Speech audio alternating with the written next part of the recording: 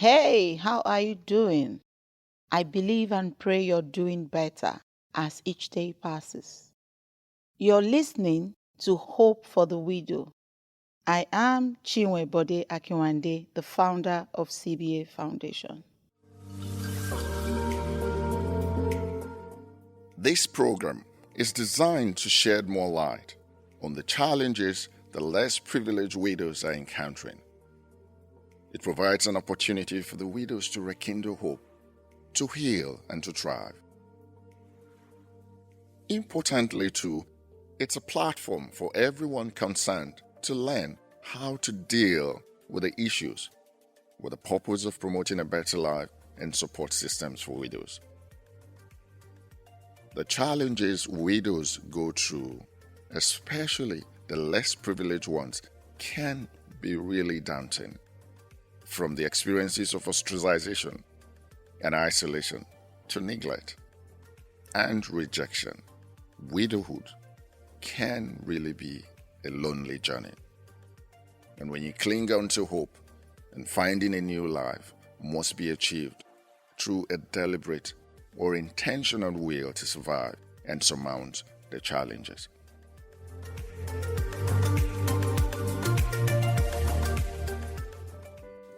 The challenges associated with losing a spouse are multidimensional. It goes beyond the emotional toll of bereavement that this brings to financial burden.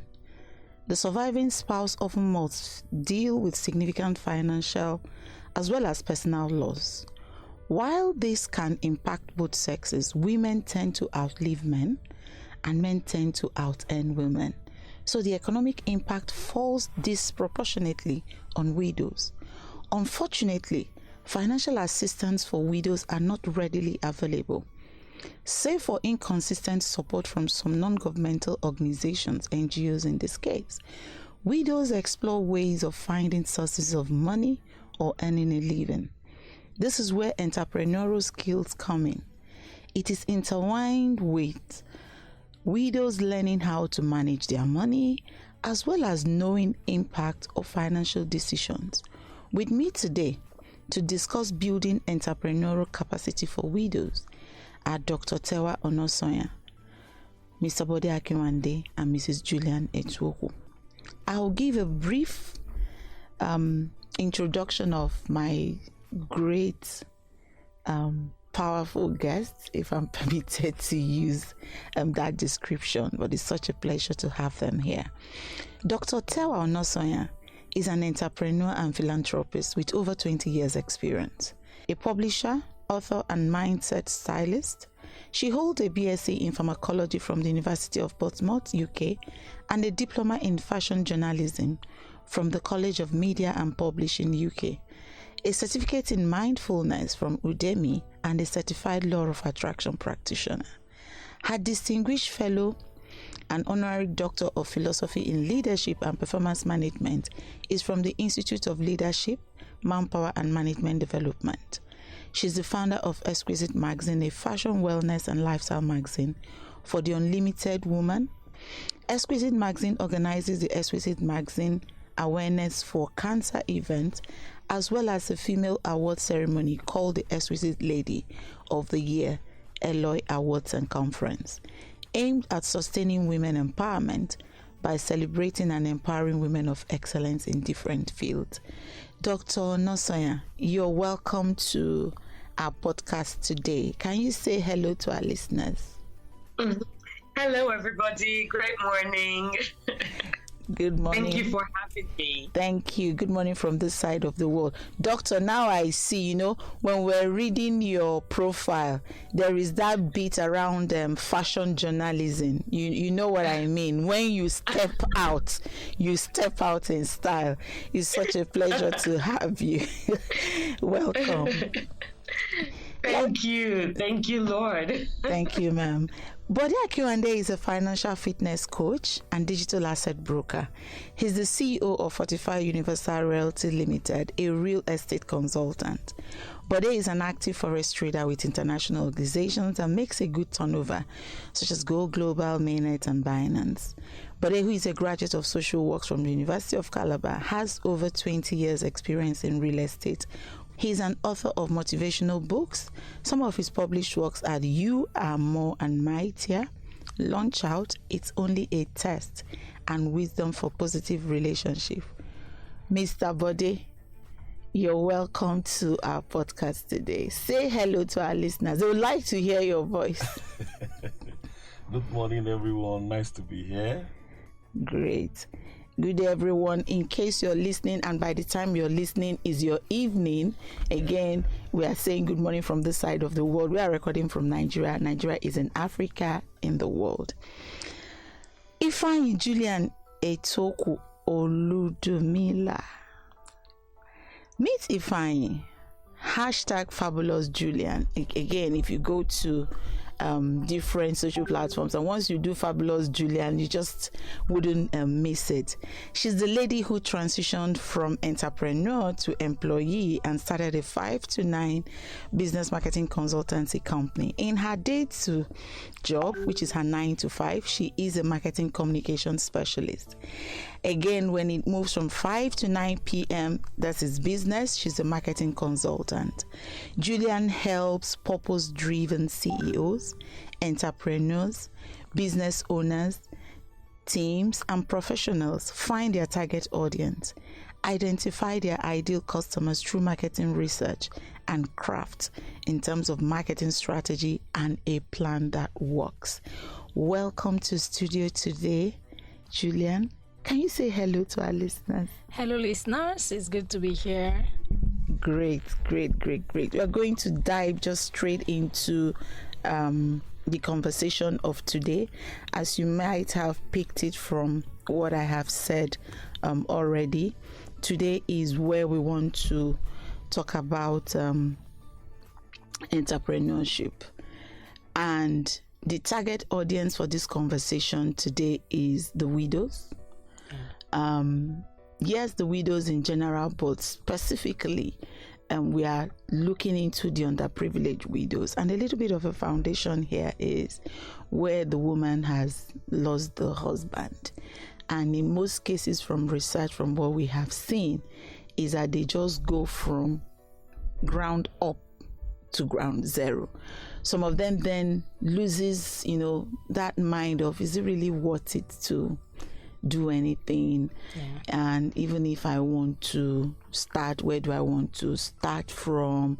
What do I want to do? So today we want to talk about that entrepreneurship and see how the listeners and those that, of course, the people they love and they know concerned can share this podcast with them. And I believe very strongly that when they listen, there's something that will just kick up from the inside of them for them to keep running. So I will start off with you, Julian. Thank you once again for creating this time to be here. So tell us, what do you think the widows should think of when it has to do with, again, them looking at the area of building, their business, starting? How do they pick up their life again to say, I have to be an entrepreneur and I have to think of myself and I want to make money? Thank you very much. So the first thing I will say is heal, because in the process of healing, you get creative. You start seeing things the way maybe you never saw before. And like you gave the background, we're talking about underprivileged widows. So no matter where you find yourself, there is always something you can offer. When you're done healing, or while in the process, your eyes are open to opportunities in your space. Now, your space could be as a woman, as a mother, if you have kids, as someone's wife before he passed, now as a widow. In all these areas, there are opportunities. So I'm going to talk about starting, running, and perhaps scaling or growing a business. Now, for you to start a business, the first thing you consider is there a need? If there is no need, you don't have a business. Nobody will buy what you are selling. There must be a need. So the space, the areas where I mentioned, where are the needs? What are the pain points? What are people complaining about that you can turn to yourself and say, I have this skill, I have this talent, I have this experience, and I can come in to solve a problem in this space. So I can say, for example, looking at yourself now, okay, I'm a widow, and there are other widows that are going through what I'm going through or have gone through what I'm coming out from. How can I help? Is it a product in that space that you want to sell? Is it a service that you can offer? So it could even be counseling for widows in the first 3 years of losing a spouse. That is a service, and it's a need. People need it because they've never been there, and you have been there. That could be a business. You can also decide that you want to go into becoming someone's staff. You can go into paid employment, but you need to prepare yourself. That is a business, because I always try to correct people, whether you work 9 to 5 or you work 2-4-7, we are all selling something. You are a business owner. You own the space where you work as someone's employee, or you own the space where you work when you create your own business. So what are the products that maybe a widow in her first 3 years will need? What about her children? Do they need clothing? There is always something. So you can start. From starting, you can grow. Now you have identified a gap. You don't just jump to start filling a gap. You need to conduct a research, no matter how small. It could just be using WhatsApp polls. It could be sitting down, making calls to ask people what their pain points are, how you can help them. That gives you a background on what you can provide for them. Then you must put in place how you will consistently make money. Now, we're not talking about very elaborate things. That's right. Simple ways. Now, I want to start offering consultancy services to widows in their first 3 years. They struggle with starting a business, they struggle with going back into paid employment, they struggle with raising their children. These are already 3 different areas of need. Now I want to go into consulting, just helping them with emotions and getting them to balance. What do they need? You come up with maybe 30-minute session, you put a price on it and all that. You're already doing something. Consistently, you need to promote this, because in the space we are in, people lose their loved ones almost every day. So there is a ready market. How do you find these people? Where do they hang out? Those are the questions you need to answer, so you can consistently get them into your pool, offer them the service, and make money from there. Wow. I hope this helps. Yes, it does. Thank you very much. I like the part you know, Julian, when you started with heal first. Yeah. You know, we've had that, there was a particular episode where we talked about grief and survival tips, right? Yes. Where, yes, the loss is there, we know, but there are tips on how you need to start making sure you deal with your grief, heal. So you're able to, when you see dollar, when you see pounds, when you see naira, you can tell the different denominations and now think of how to, multiply. So the healing bit is important. But I like the bit where you also mentioned that opportunities are everywhere. And I'm going to go to Dr. Tewa now to ask Dr. Tewa. So my question, taking a clue from what Julian had said, is how can widows get help or access to finance for business? Because most of the time we go for our outreaches, and they're telling you, I'm helpless, I don't know how to get money. And so can you just, from, again, you're a specialist around entrepreneurial and you groom a whole lot of women, how can they get help? What can they do? from a mindset perspective, from taking action, for them to assess finance and even begin to think of how to do business? Please tell us. Yeah. Right. Thank you so much for that question. And before I go on, I just have to say that I love the fact that Julian talked about healing first, because everything we do has to come from a place where our mindset is changed and renewed. And that comes from healing. And the big thing about getting access to finance or being able to do anything in terms of entrepreneurship is actually really getting the mindset right.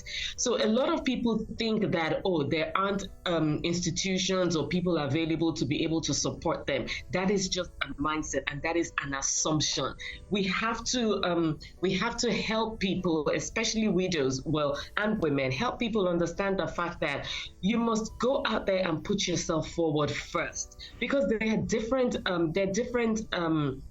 for the lack of a better word, resources to tap into to be able to get financial help.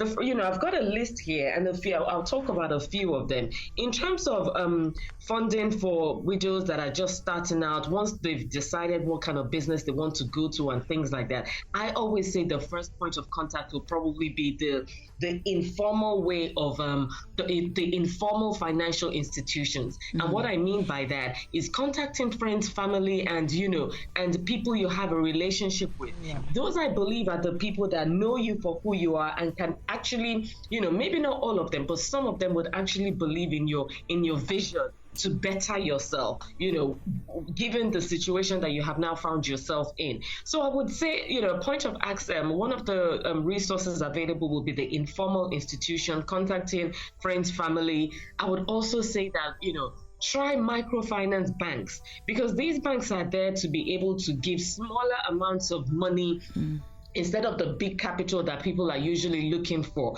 So once you've decided what kind of business you want to go into, decide how much you need, and and then go out there and put action into place. I love the fact that you said action. Put that action into place and speak to people that could potentially help you. So we've talked about the informal sector, the informal way. I've talked about going to microfinance banking. I'm going to talk about government grants as well, because we might not readily know this, but when we do the research, there are different grants available. Yes, they might not be open to everyone, and yes, they might not be, it might not be on the forefront of everybody's mind, but there are grants that are available that people can harness, and government programs as well, that at the end of it, you will be able to get some form of money to start your business, however small it is. Another way widows can raise finance would be through going to NGOs like ours, the Eloy Awards Foundation. We might not specifically focus on widows, but if you're a woman in business, an entrepreneur, a budding entrepreneur, we will support you either by providing entrepreneurial training or making you have information that for affordable loans, finance, and also grants as well. So women need to explore options and have a renewed mindset about how they think about finance, because a lot of women especially are actually scared to go out there to even talk about money, let alone ask people for help in terms of loans and whatever resources they need for their businesses. So speak to NGOs like ours, whose focus is on empowering women, including widows. Widows should get more financially literate as well, because it's not just about collecting the money, but how are you putting the business structure in place so that whatever monies you're able to raise, however small, however little, you're able to turn it around. These NGOs like ours give grants, also give micro loans as well. So we need to explore that. Another way to get funds would be through cooperative societies. We kind of put cooperative societies down because we're thinking, they're just out there probably giving money to the people they know and things like that. But no, we must change the mindset about that. One thing I always say to people is that know what you want and decide against all odds to go after it. Because people are always saying something about certain industries or what doesn't mean that you cannot go in there and change the status quo. So yeah, cooperative as well. Another thing I call another way to raise funds is what I call village savings. In Yoruba, I don't know what it's called in another language, but in Yoruba they call it ajo, where people come together, piece money together, and then at the end of the month they give one person, at the end of the next month they give another person. This is a great way to raise money, because one way or the other you're putting money aside, and then at the end of the month or at the end of the collection period you're able to get a lump sum, which you might not necessarily be able to get by yourself, doing it all on your own. So, explore different avenues. Another avenue is definitely crowdfunding, and I would specifically say the online crowdfunding and also general crowdfunding as well, which goes back to what I said about the informal way of raising money through friends and family. Now the world has become global. If you have a WhatsApp, if you have WhatsApp on your phone, even if you're not on social media in terms of Instagram or anything, everybody now has WhatsApp on their phone, even on the smallest phone. That is a way to start putting whatever business idea you have out there and putting information on your status, because the status is now like a marketplace where people go to get more information about stuff. So let your status not just be, about what you're doing or what you're going through, but about the business idea that that you've put together, and also avenues for people to want to invest in you. So crowdfunding, I always talk about, networking and how important it is, and also mentoring as well. And I talk more about this because that is what we do with my NGO. Networking is a huge part. Just because what has happened to you, you're now a widow, doesn't mean that you shouldn't now, after healing, very important, after healing, go out there and meet people, talk to people. I always say this, that closed mouths don't get fed. If you don't talk about what your desires are, if you don't talk about what the challenges are, if you don't look for potential accountability partners or mentors, you won't be able to get where you want to get to. Yes, what's happened has happened. Nobody prays for that, and nobody actually prepares for that. But but you're where you are now. So make sure that you're out there pushing yourself to, to be able to fully heal and know that, okay, there is still light at the end of the tunnel. I hope I haven't gone too far. No. This is quite insightful. Thank you so much, Dr. Tewa. There is a light at the end of the tunnel. Yes. Like you've said, life has happened. Is a statement of fact. It's not a statement that one says because you don't feel for someone that had just lost a spouse. But the reality is that life has happened. There are some, they lose their spouse, they don't have kids, some they have kids. And some of the things that, I say to them is, you have to take care of yourself and take care of the children you brought into this world. So again, like you also said, nobody prepares for it, but the way it is now is you have to think of how, to be resourceful to yourself. And you just mentioned this WhatsApp thing, status, what do you do there? Putting it out there and let people know is a starting point in itself, and it will amaze you how much people come to to your aid. Thank you so much. I'm going to move to Mr. Bode right now. So taking from what Julian had said and Dr. Tewa had said, there's something that has been a concern to me, and that is what I also want us to discuss today. So we set up widows for them to start business. First and foremost is we do what we call the need analysis. Okay. You really need to know what you want to do.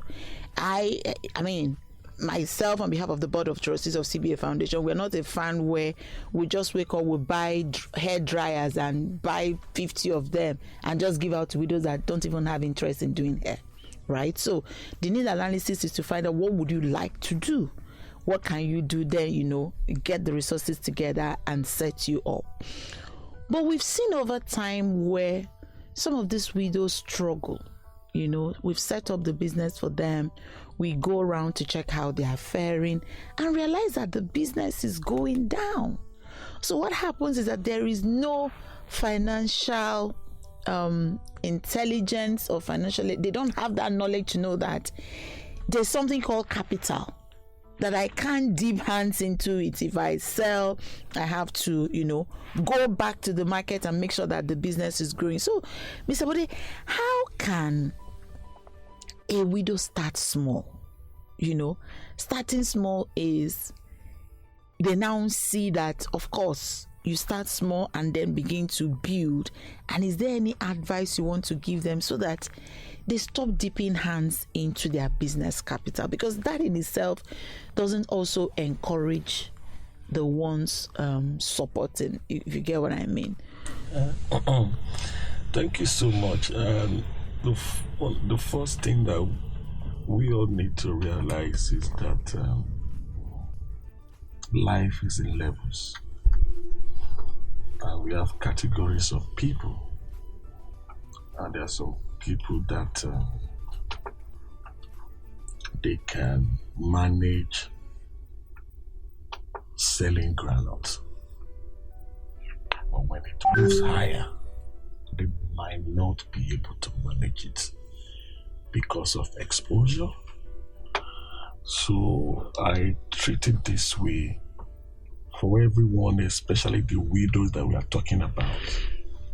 They have to have this understanding of managing and making and multiplying money.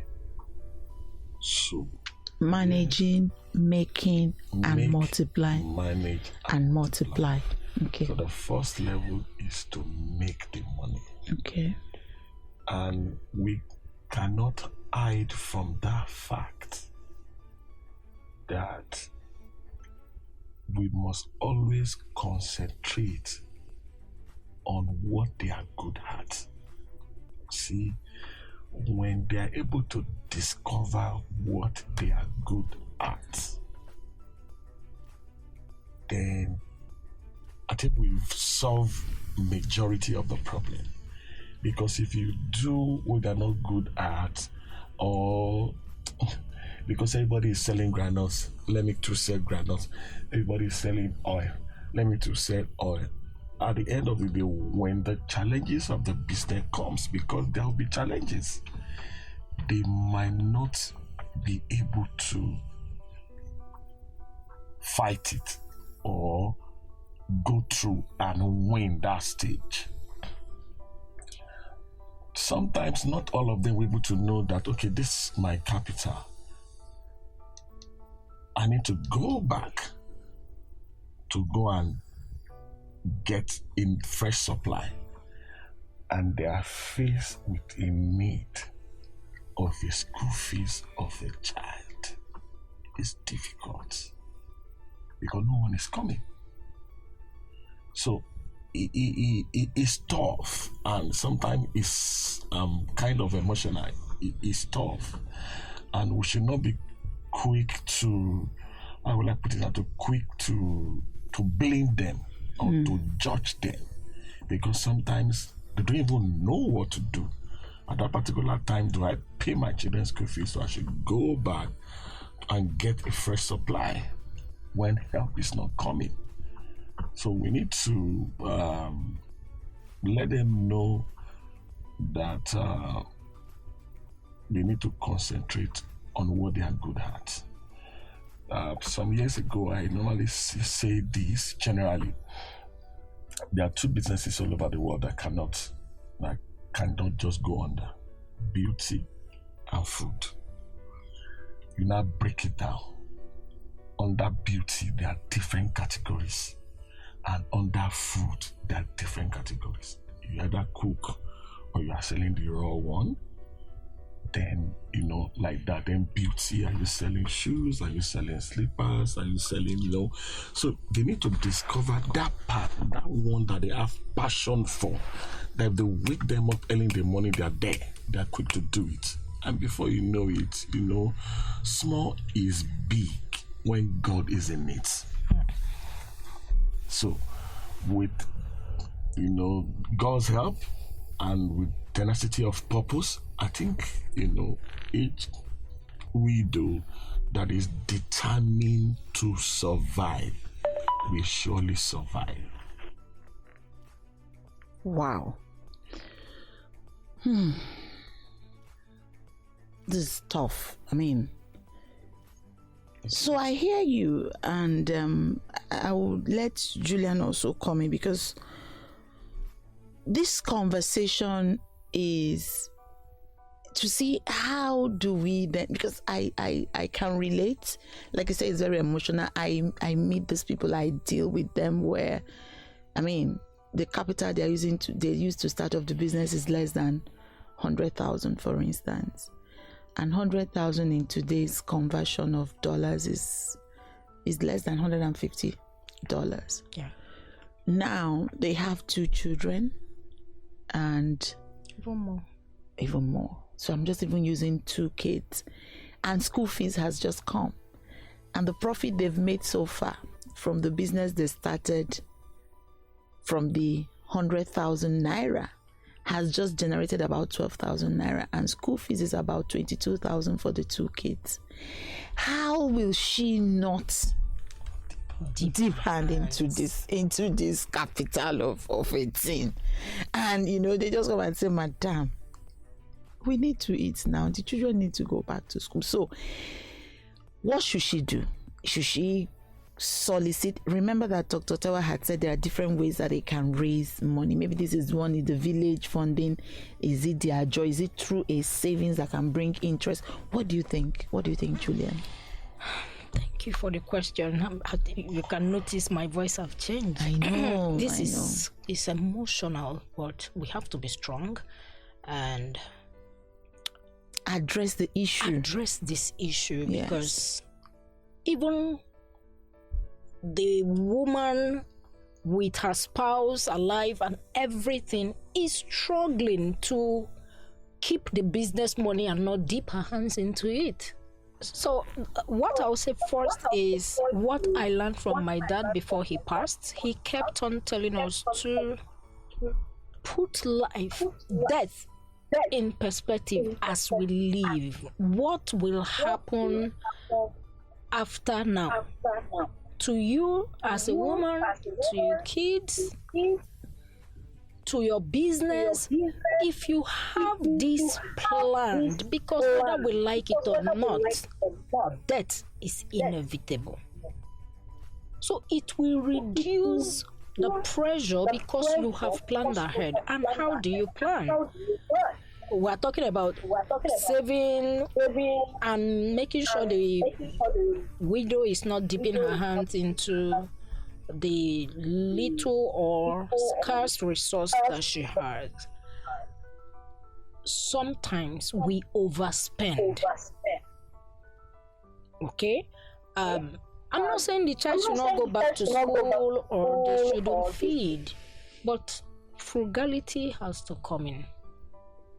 You can't continue living the way you were living before life happened.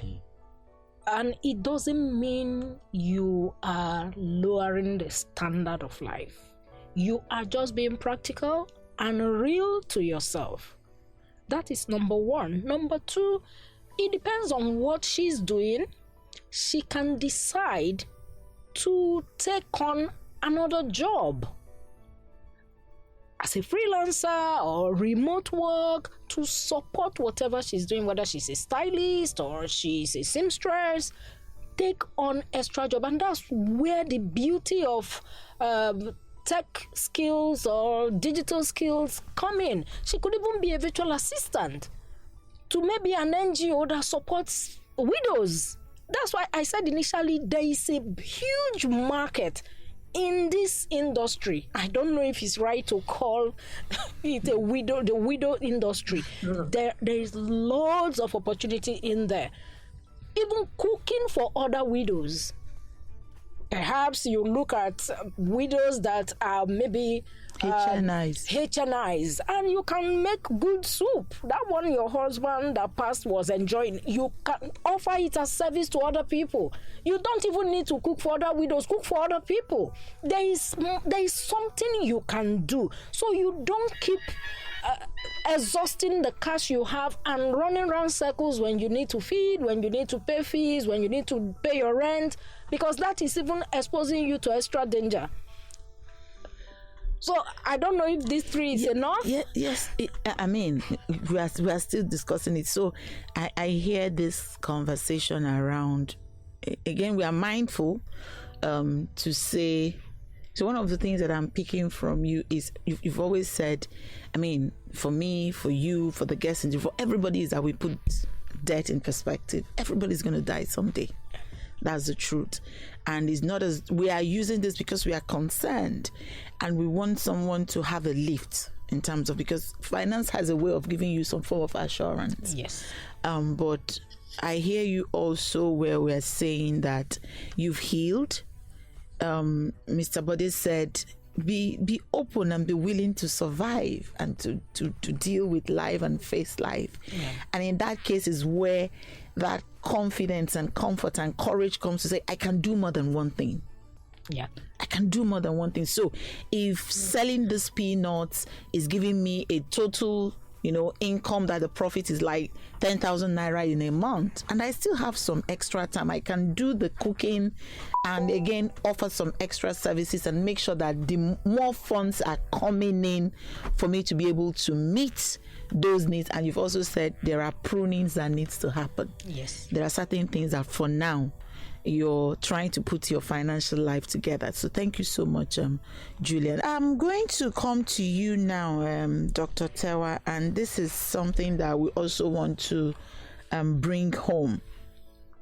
Are there easy business ideas you can give to our listeners today? Again, nothing is too small for them to start with in terms of business. Are there business ideas you can just share with them for them to consider? Thank you. Yeah, thank you. I would say the pool of business to start is endless, and it just depends on what the person sees as what they're interested in doing, what they would like to do, what they are passionate about, and things like that. So it could go from catering, like I think it was Julian said earlier, it could be catering for high net worth widows, it could be organizing events, it could be shopping, house running errands, so to speak, for individuals who ordinarily would not have time to do that. It could be, teaching people on something you are very, very knowledgeable about, sharing your skills and things like that. So I strongly believe the pool is endless, and it just depends on the person. It could be childcare. Some other people might not necessarily have the time to look after their children. You could start a business doing that, even if it's small. It could be tutoring. I said earlier, online classes. I think the pool is endless. It just depends on what the person strongly desires to do, believes they can do, are competent at, and then you turn it into a business. And this is what I say as well all the time, that when you do a business that you enjoy doing, it would not actually be work. It would be work that is fun, that you love to, every morning you're waking up to it, you're excited to do it, and then you're making money off it as well. Wow. Thank you so much. I'll come to you, Mr. Bode, to if you can just again to our listeners, we're discussing building entrepreneurial capacity for widows. So, Mr. Bode, tell us, do you have tips, ideas, business ideas you can share with the widows as we discuss building entrepreneurial capacity? What they can be doing to earn a living? There are lots of business ideas that you can start with, and but I always like to remember the listeners that it has to be, might not be what I'm suggesting, it just has to be whichever one that I will mention, but something that they know they have passion for, because it's always easy for you to succeed, in your area, that that when they wake you up maybe by 12 midnight, 3 a.m., you can just put it together. Cooking is one of them. You can start cooking for people, and most of these ideas are not really something that you need to find the capital to start with, and you can sell can sell. You can sell anything, right from maybe menswear, ladies' wears, and you can start selling food items, whichever one that comes your way that you feel okay in this your area where you stay, this might work.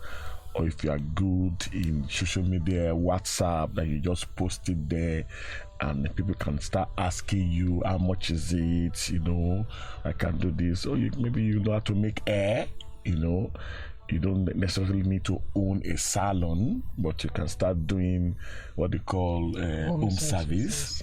So you can do that. You can go to the market also, where you can get some items.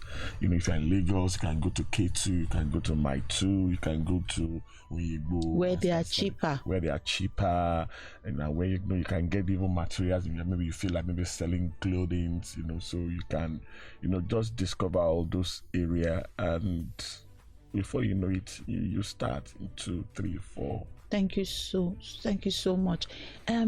So let me also add to our listeners out there that do they know that they can really start a business without having the capital? And now is capital, I mean here, is having the money, but you have built social capital. Social capital in the sense that you're a person of integrity, you have built a formidable network, of friends, loved ones, family members, extended ones that know that you are hardworking, you have that entrepreneurial mindset, and somebody is a distributor, like Mr. Bode said, clothing or food items, and you approach this person to say, I want to start that business. I have seen people start business by people giving them the goods and say, here are the goods. These goods are worth XYZ amount of money, and I am giving it to you at this unit cost. You then go, add your margin, sell it, and come back and return the worth of the goods given to you to the owner, and the person gives you another. You have just started a business without even having the cash, but the only thing you have here is the social capital, where the person knows that you're a person of integrity, that if I let go of my goods, you will go out, sell it, and bring it back. But the question again that we are leaving to that widow out there that finds this podcast very insightful is, do you have the entrepreneurial mindset? Are you ready? Do you really want to do something? Because it starts from you. If you've woken up to say, you know what, I want to do something, I want to turn $1, $1, €1, £1 to £2, it starts from that decision. And then the next thing is, how do I go about it? From the how do I go about it is what and what do I need to do, and when do I need to start, and you then begin to evaluate. So it starts from you waking up to say, enough of me living from hand to mouth, waiting for somebody to give me today.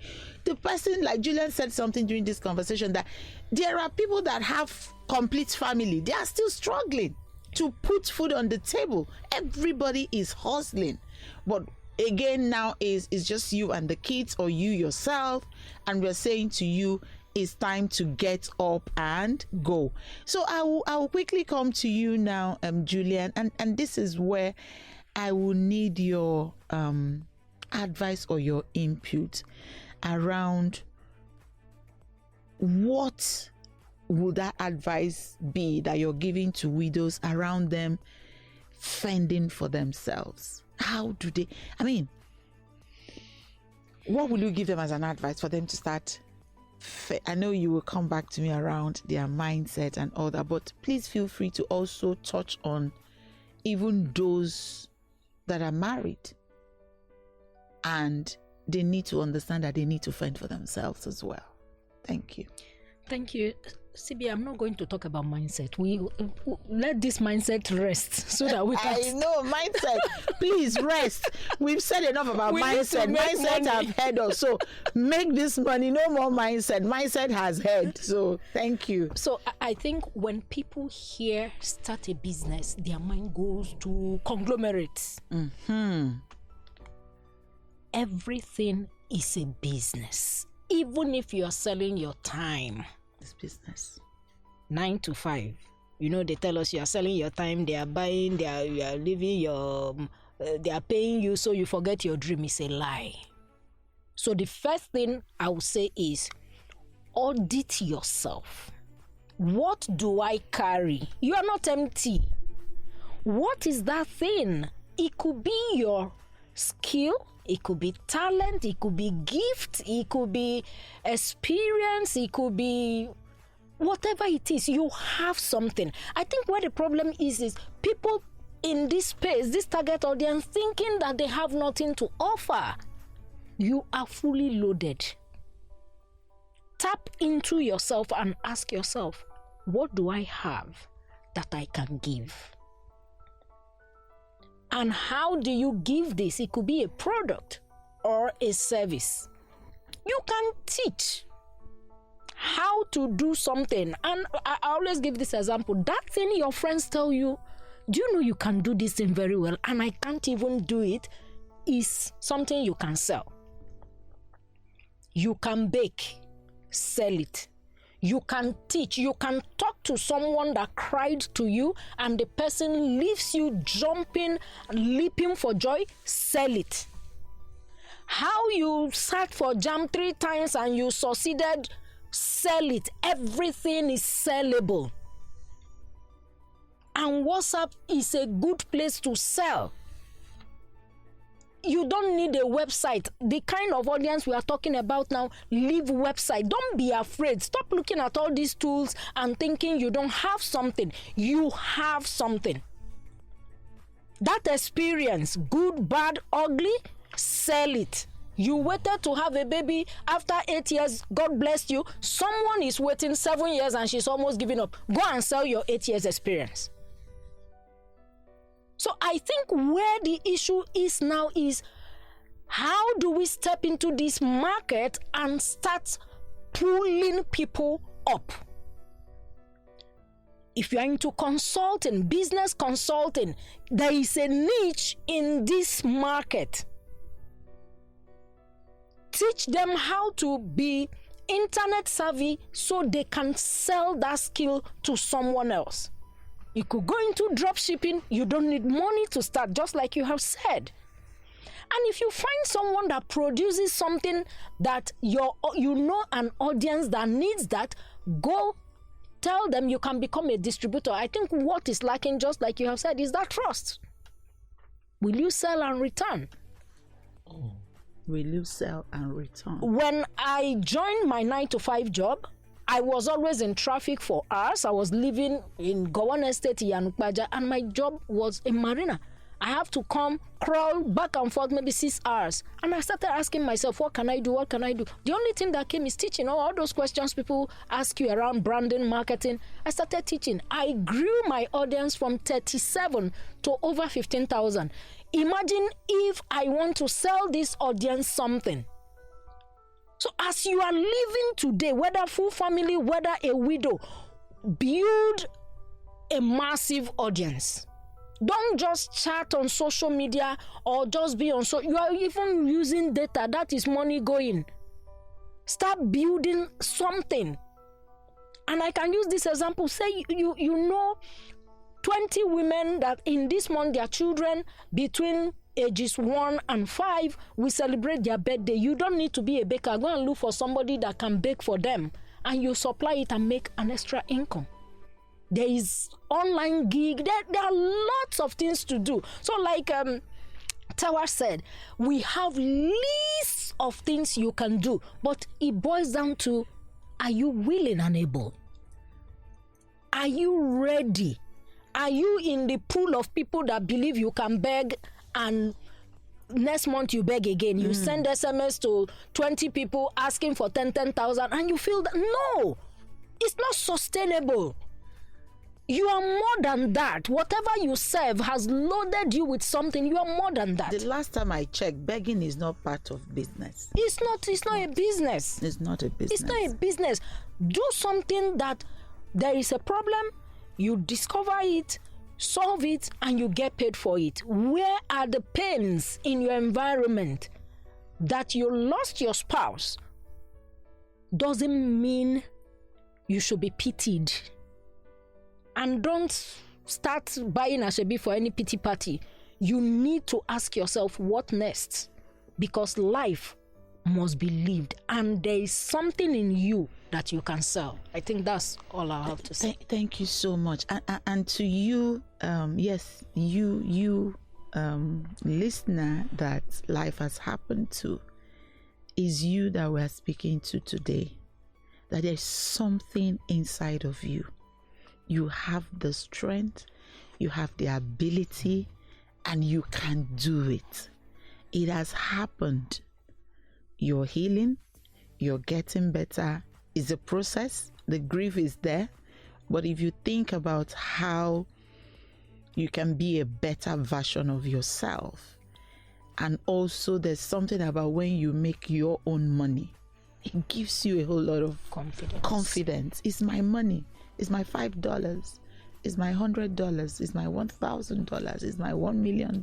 Again, yes, it's possible. And that is what we are challenging you today, that you can do it and you will do it. It's a charge that we are giving out there.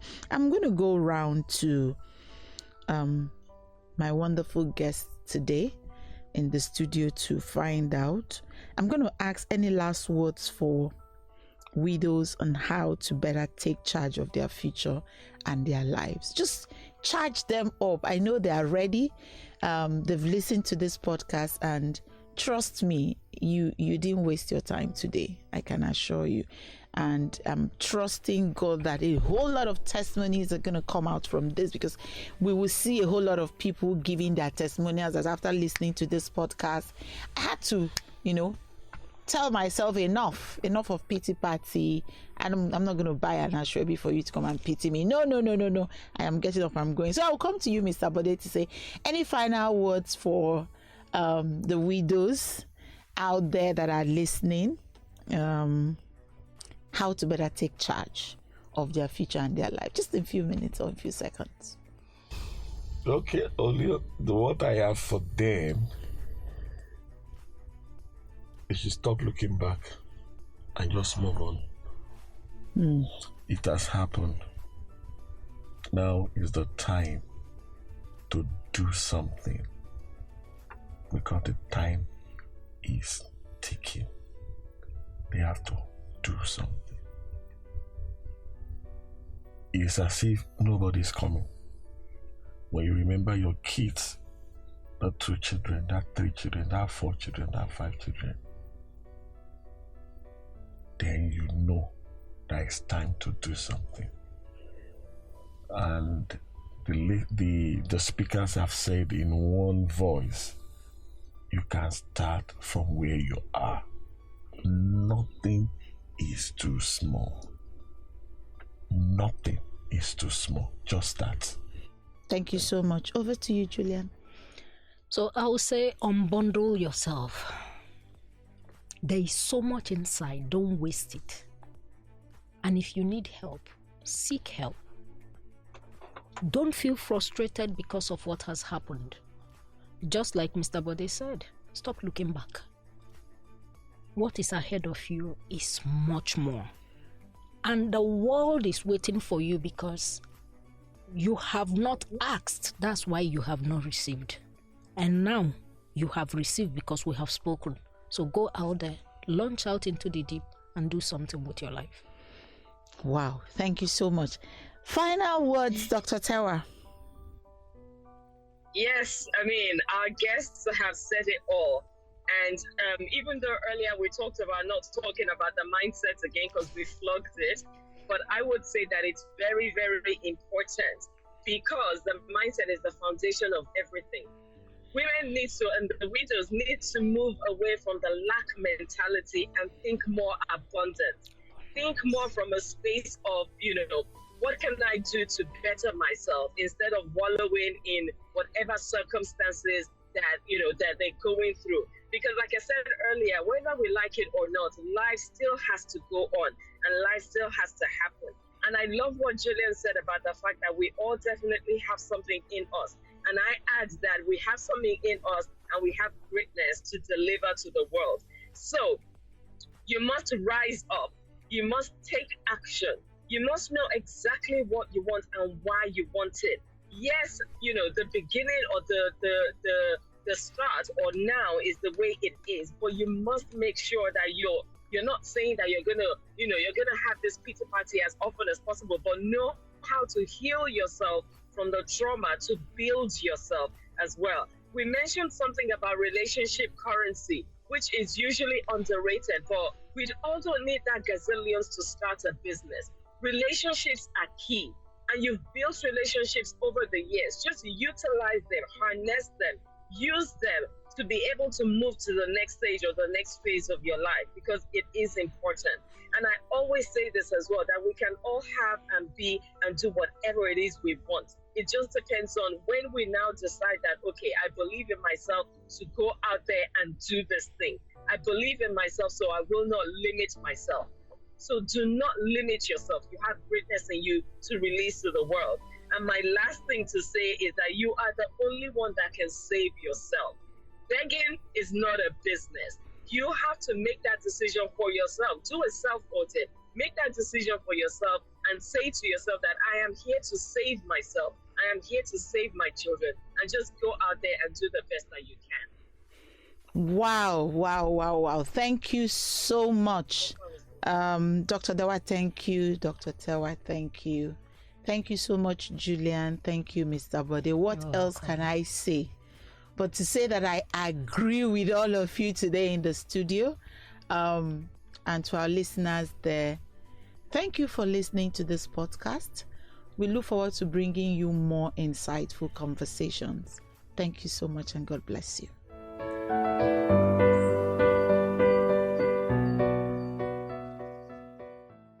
Everyone has a story of loss. Like the story of the widow, you have a role to play to show love and support.